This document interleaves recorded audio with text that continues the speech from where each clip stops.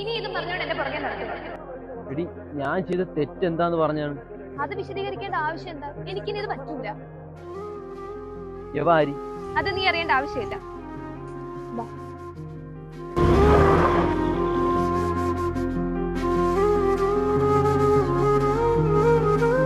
അരികെ നിന്ന നിഴൽ പോലും ഇന്നു മറയുന്നു. ഇരുൾ പടരുമ്പോ മിഴി നിറയുന്നോ.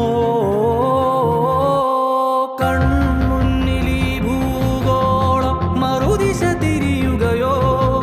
ദിനരാത്രമെന്ന പടി ഞാൻ നടന്ന വഴി മുള്ളാൽ നിറയുകയോ. അകം